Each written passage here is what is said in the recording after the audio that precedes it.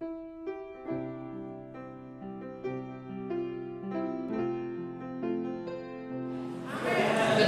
sebagai dalam tubuh Kristus bukanlah satu kuasa yang dipakai untuk meninggikan diri, tapi satu pelayanan yang membuat kita lebih melayani lagi. Saudara baca di dalam Matius 20, saudara mengerti Tuhan Yesus mengatakannya. Jadi dari sini saudaraku, pasal 4 ini, satu kita harus bersatu, kedua kita harus ambil bahagian masing-masing, dan kita bersehati dan tidak mundur, bertumbuh dalam bahagian kita masing-masing, diikat antara satu dengan yang lain, bersehati, saling menundukkan diri, saling membantu, lalu kita bertumbuh bersama-sama, dewasa rohani. Orang melihat kemuliaan Tuhan ada dalam sini. Cari dahulu, maka sekaliannya. Dan kalau kita cari itu selalu, kita cari persatuan, kita cari pelayanan dalam tubuh Kristus satu dengan yang lain, maka sekalian dia pun akan ditambahkan kepada kita. Saudara yang sangat diberkati Tuhan. Amin. Sekarang silakan duduk. Oke, yang terakhir ini manusia baru. Nanti saudara lebih dapat lagi. Saya hanya mau bacakan ayat 17 sampai ayat 32. Jadi saudara pelajari lagi pasal 4 ini. Tapi ini satu hal lagi yang saya dan saudara harus kerjakan. Kalau mau kita bertumbuh menjadi dewasa, apakah itu? Berubah, meninggalkan manusia lama, mengenakan manusia baru. Haleluya. Haleluya. Kita bacalah dari ayat 22 sampai ayat 24. Ya, ini nggak usah berdiri. Ayat 22, yaitu bahwa kamu berhubungan kehidupan kamu yang dulu harus menanggalkan manusia lama, menemui kebinasaan dan nafsu yang menyesatkan. Kamu dibaharui dalam roh pikiranmu, mengenalkan manusia baru yang telah diciptakan menurut kehendak Allah dalam kebenaran dan kekudusan dan sesungguhnya. Sayang, segala sesuatu yang ada dalam Yesus adalah kejadian baru. Yang lama sudah berlalu, yang baru sudah datang. Pada waktu saudara dan saya dibaptis, gimana saudara? Dibaptis, kita dibaptis ditenggelamkan ke dalam air. Artinya kita ikut mati seperti Yesus mati. Apa kita yang mati? Manusia lama. Halo. Lalu kita bangkit dalam satu manusia baru dalam Kristus. Karena doanya begitu kan. Kami membaptiskan kamu ke dalam permandiannya, sama seperti Yesus oleh kemuliaan Bapa dibangkitkan, maka kita juga dibangkitkan ke dalam hidup yang baru dalam Yesus. Itulah baptisan. Lalu kemudian kita bangkit, kita tidak ada lagi ini manusia lama, kita sudah mati.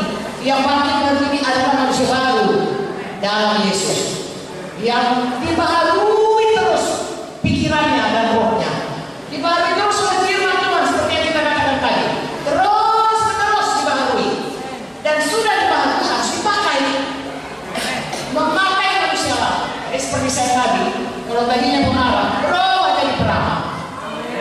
Tidak mengampuni, berubah jadi mengampuni. Kalau tadinya kasih itu, cemburu itu kan tanda kasih. Tidak, kasih itu tidak cemburu. Berubah, saudara. Sebaliknya dari cemburu, selalu memberkati. Nah, berubah. Jadi saya dan saudara, kalau mau bertumbuh menjadi dewasa, harus mengenalkan manusia baru. Ada 3 perkara, harus bersatu, harus bertumbuh di dalam panggilan apa yang sudah diberikan Tuhan dan pelayanan, dan juga harus bertumbuh dalam karakter. Haleluya. Kalau saudara yang bertumbuh dalam pelayanan, bertumbuh dalam kuasa Tuhan, tapi tidak bertumbuh dalam karakter, saudara seperti monster. Cuma kalau orang dia hebat, bintang dia, tetapi tidak ada kasih dalam dia, dia bawa mobil itu berorong Tuhan, tumbuhkan di mana-mana, bahaya saudara. Tapi kalau hanya kasih saja, tapi tidak ada kuasa pun, tidak banyak dampaknya. Kesian. Tapi orang sakit tetap sakit. Kalau orang jahat tetap jahat. Saudara, Tuhan mau kita seperti tadi, hidup kita berubah dan kita punya kuasa. Menang terhadap setan, menang terhadap dosa, menang terhadap kehendak daging. Lalu bertumbuh menjadi dewasa. Amin. Dan hidup memerintah bersama dengan Tuhan Yesus. Artinya setan tidak bisa lagi artinya terhadap kita, terhadap keluarga kita, terhadap gereja Tuhan. Sebabnya kita selalu berdoa mengusirkan setan. Amin.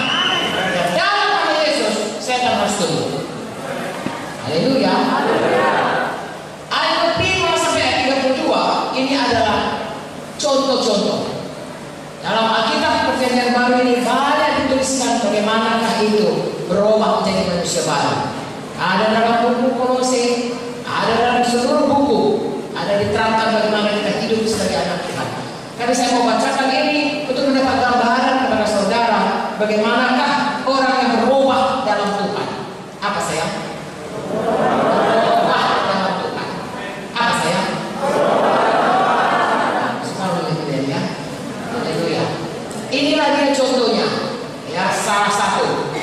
Kalau saudara terus bertumbuh, nanti akan saudara lihat bahwasanya satu persatu sifat Kristus itu menjadi kodrat bagi kita, menjadi gaya hidup kita.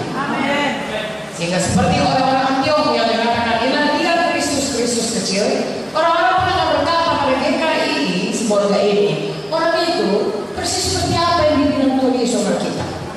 Terus itu baik kali, orang itu kayak gitu. Saya dulu saudaraku mau menikah dengan Pak Mute karena dia baik kali. Dia nggak tamat saudaraku sekolah, tapi dia baik kali. Ya, saya banyak juga kenal dengan pendeta, tapi dia lain sendiri. Ya, dia baik sekali Pak Mute itu saudaraku. Dia sangat pemurah, dia sangat rendah hati. Ya, saya harap saudara punya warisan itu dalam hidup saudara, karena itu dapat dari Tuhan Yesus. Amin, saudara. Ya. Kalau saudara lihat matanya, saudara lihat danau yang tenang. Saudara terus tenang. Seberapa hebat? Jangan kalau orang lihat mata kita, orang jadi ketakutan, saudara.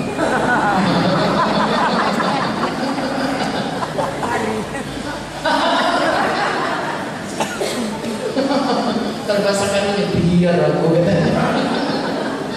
Ya, makanya saudara setiap kali ya orang dekat dengan kita, orang mendapatkan ya, setidaknya saya katakan selalu kepada waktu saya masih memimpin untuk kebaktian minggu pada yang menjaga pintu menerima tamu.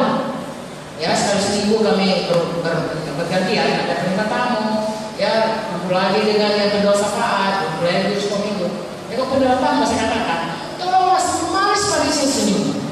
Begitu manisnya sampai separuh persoalannya tinggal di pintu gereja itu. Tinggal separuh lagi kerja saya katakan. Haleluya. Ya, ada cerita mengenai ini. Bagaimana seorang berbunuh diri. Ya, lalu dia naik ke atas satu hotel. Di jendelanya dia meloncat. Semua orang berseru-seru. Anaknya jangan pak. Istrinya juga berseru-seru. Kawannya juga jangan. Semuanya bilang. Dia bilang nggak tahan aku lagi. Karena hidup ini nggak tahan aku lagi. Betah aku mau loncat aja lagi siap. Jangan pak. Panggilan Pak Polisi. Pak polisi jangan. Ini sudah disediakan ini semuanya untuk pemadam kebakaran, jangan pak. Tidak ada apa. Tidak ada bisa nolong aku. Hidup gue ini udah hancur. Apapun dibilang, setelah sekali aku. Tidak bisa, aku mati saja. Jangan. Kalau kamu memang aku mau hidup, mari pendeta. Dia katakan. Ini mari pendeta aja bisa nolong aku. Mari pendeta seperti itu. Pak, ini hanya buka pendeta. Mencerik dia. Oh, dia.